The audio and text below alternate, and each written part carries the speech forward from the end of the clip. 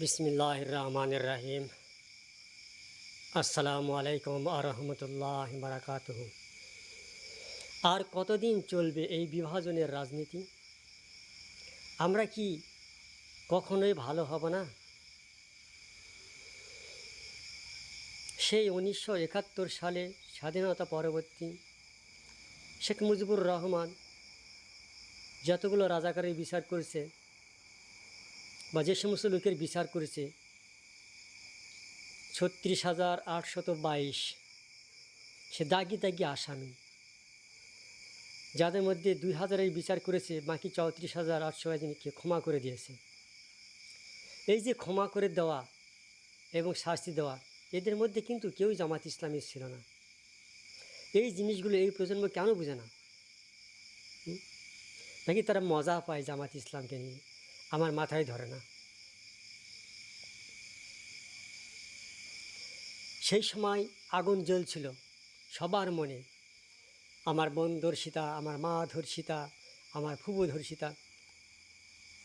যদি জামাত ইসলাম সত্যি সত্যি অপরাধী হতো, তাহলে তো সেই সময়ই তারা নিশ্চিহ্ন হয়ে যেত, তাদের কোনো নামগন্ধই থাকতো না। তাহলে কি এমন শক্তি ছিল তাদের যে শেখ মুজিবুর তাদের ফৌজদারি আইন মোতাবেক আদালতে একজনকে জড়াতে পারল না? তাদের কি এমন গায়েবী শক্তি ছিল? খন্দকার মোশতাক তিনিও পারলেন না, জিয়াউর রহমান তিনিও পারলেন না,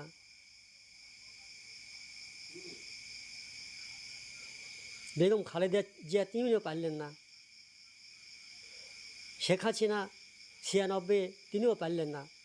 কিন্তু 2008 এসে এই খেলা শুরু করলো। এই যে বিভাজনের রাজনীতি, আমার মাথায় ধরে না। এই জাতি কি কখনোই ভালো হবে না? 91 বিএনপির সাথে জোট করে সরকার করলো, 96 আওয়ামী লীগের সাথে। এরশাদ আন্দোলনে জামাত ইসলাম অগ্রণী ভূমিকা ছিল। তাহলে এতদিন পরে এসে এই লোকগুলো কিসের সাথে, কার ইন্ধনে, কাদের এজেন্ডা বাস্তবায়নের জন্য এই বিভাজনের রাজনীতিতে নেমে পড়ল? আসুন আমরা এই বিভাজনের রাজনীতি পরিত্যাগ করে সুন্দরভাবে সুস্থভাবে আমাদের বাংলাদেশটা গড়ি, সবাই মিলেমিশে বসবাস করি একসাথে। ইনকিলাব জিন্দাবাদ।